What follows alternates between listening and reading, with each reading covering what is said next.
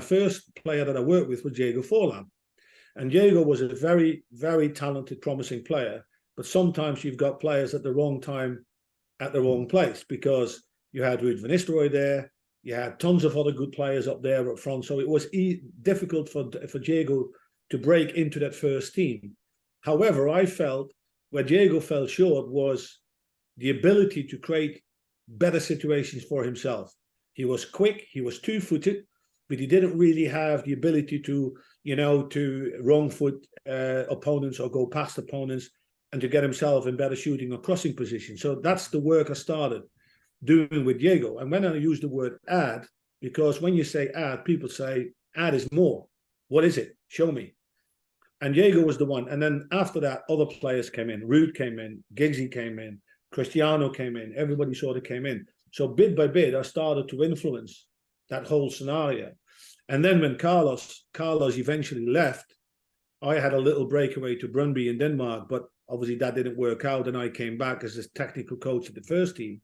So I worked, let's say, half a year with Carlos with that particular team and squad, and then Carlos left, I think, for the Portuguese national team.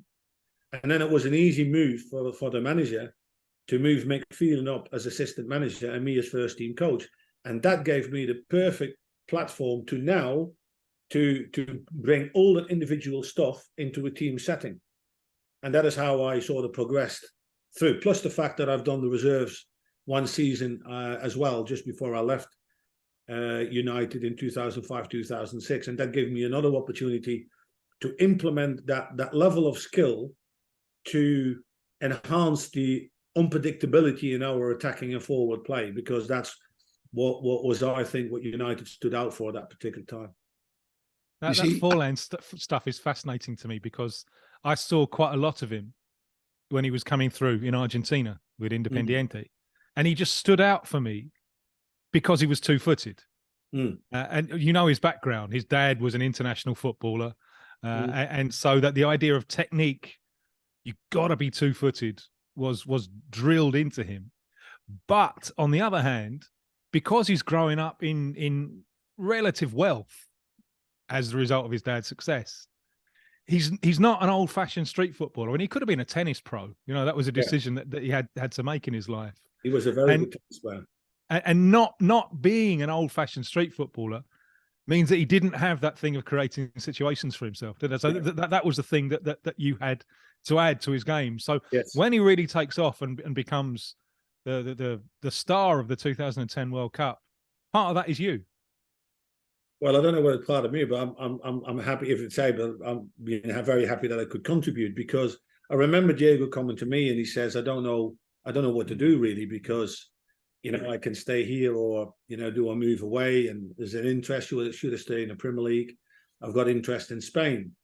I can remember the conversation vividly, because I said to him, listen, what happens here is Diego, is we've worked a lot together on one-on-ones to add this to your game. The next step is for you to have to try it into game situations, and that will all not succeed straight away. You will fail, because competition comes in. You need to learn, how to work the distances to the opponents, etc., etc. But you stick through it, and then you'll find out what things works best for you. Now, if you go, the difference is that the players here at Man United know you.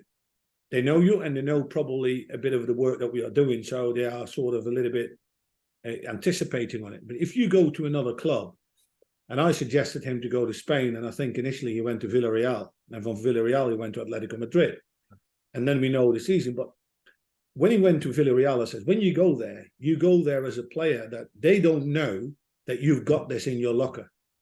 You will be able to utilize this straight away and start implementing the simple skills first. You got a lot of success with that, and you build from there. Then obviously afterwards he went to Atlético Madrid, became a very important player for them.